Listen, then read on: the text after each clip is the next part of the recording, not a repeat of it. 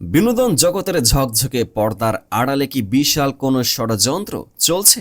একদিকে চীনের জনপ্রিয় অভিনেত্রী ওয়াং ইউয়েন, যিনি নিজের হিট ড্রামার প্রমোশন মাঝপথে থামিয়ে দিয়ে গোটা ইন্ডাস্ট্রিকে কাঁপিয়ে দিয়েছেন।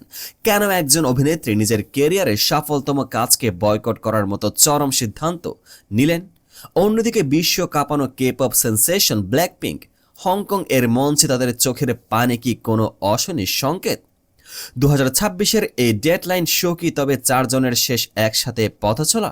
আজকের এই বিশেষ প্রতিবেদনে আমরা উন্মোচন করব পিআর স্ক্যান্ডাল এবং কন্ট্রাক্ট রিনিউয়ালের সেই অন্ধকার সত্য, যা হয়তো আপনি আগে কখনো শুনেননি। ভিডিওটি শেষ পর্যন্তই দেখুন, কারণ পর্দার পেছনে এই নাটক আপনাকে স্তব্ধ করে দেবে। শুরুতে আসা যাক চাইনিজ এন্টারটেইনমেন্ট ইন্ডাস্ট্রির সেই বিস্ফোরক ঘটনায়। ওয়াং ইউয়েন, যিনি বর্তমানে সি ড্রামা প্রেমীদের হার্টথ্রব, তার নতুন ড্রামা এ সাডেন লাভ নিয়ে দর্শকদের উন্মাদনা ছিল তুঙ্গে। চেন জিংসুর সাথে তার অনস্ক্রিন কেমিস্ট্রি শোটিকে মাত্র 3 দিনে 25,000 হিট পয়েন্ট এনে দেয়।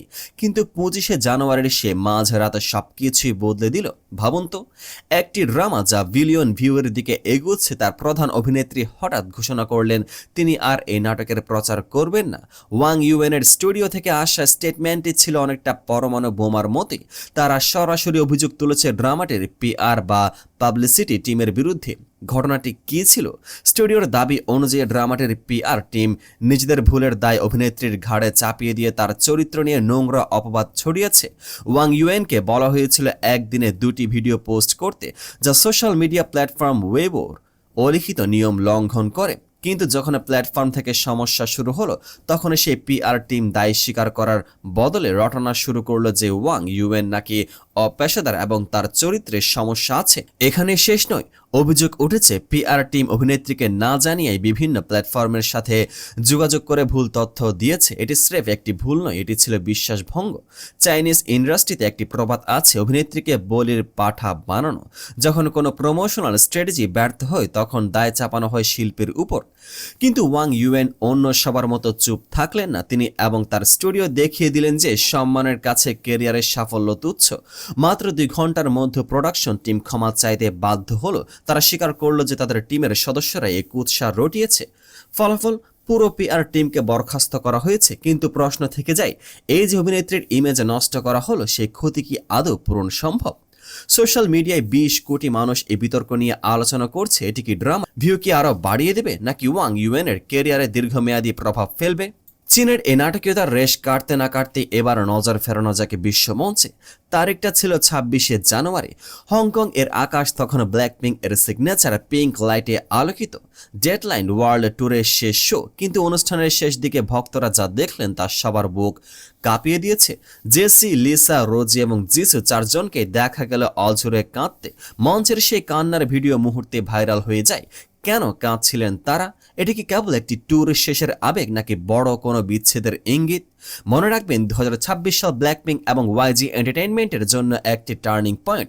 চুক্তির মেয়াদে শেষের এই সময়ে তাদের চোখের পানি ভক্তদের মনে আতঙ্কের সৃষ্টি করেছে। ব্লিংকসদের মনে এখন একটি প্রশ্ন, ব্ল্যাকপিঙ্ক কি গ্রুপ হিসেবে আর থাকবে? ওয়াইজির সাথে তাদের ব্যক্তিগত চুক্তি অনেক আগে শেষ হয়েছে।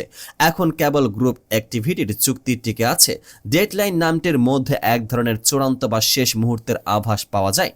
তবে কি জেনি বা লিসা তাদের নিজস্ব এজেন্সিতে বেশি মনোযোগ দেবেন? ভক্তদের একটি বড় অংশ মনে করছেন, যেহেতু তারা এখন প্রত্যেকেই গ্লোবাল আইকন, তাই একসাথে ট্যুর করা তাদের জন্য সময়ের অভাবে কঠিন হয়ে পড়ছে।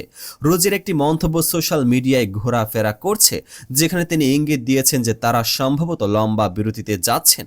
কিন্তু সমালোচকরা বলছেন অন্য কথা। তাদের মতে ব্ল্যাকপিঙ্ক আগেও ট্যুর শেষে কেঁদেছে।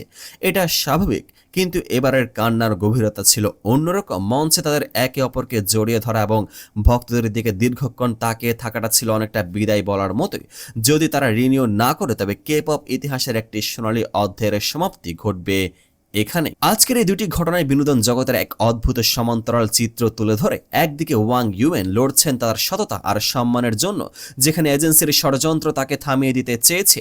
অন্যদিকে ব্ল্যাকপিঙ্ক লড়ছে সময়ের সাথে, যেখানে আকাশচুম্বী জনপ্রিয়তা তার আর ব্যক্তিগত ক্যারিয়ারের চাপে একটি গ্রুপের অস্তিত্ব আজ সংকটে। উভয় ক্ষেত্রেই ভিকটিম বা ক্ষতিগ্রস্ত কিন্তু শিল্পীরাই। ওয়াং ইউএনকে লড়তে হচ্ছে ইন্টারনাল পলিটিক্সের সাথে, আর ব্ল্যাক পিঙ্কের লড়তে হচ্ছে প্রত্যাশার পাহাড়ের সাথে। ভক্তরা কি শুধু বিনোদন চান, নাকি শিল্পীদের মানসিক স্বাস্থ্যের কথা ভাবেন? ওয়াং ইউএন হয়তো ক্ষমা পেয়েছেন, কিন্তু তার মনের ক্ষত কি শুকোবে?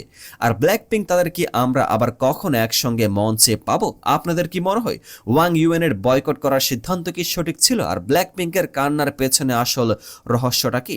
কমেন্ট বক্সে আপনার মতামত আমাদের জানান। আপনি কি চান আমরা ব্ল্যাক পিঙ্কের কন্ট্রাক্ট নিয়ে আলাদা একটি ইনডেপথ ভিডিও তৈরি করি? তাহলে কমেন্টে ইয়েস লিখুন। বিনোদন জগতের এমন সব রোমাঞ্চকর এবং পর্দার আড়ালে খবর পেতে আমাদের চ্যানেলটি সাবস্ক্রাইব করে বেল আইকনটি বাজিয়ে দিন। দেখা হচ্ছে পরের ভিডিওতে। পেজটিকে ফলো করে পাশে থাকুন।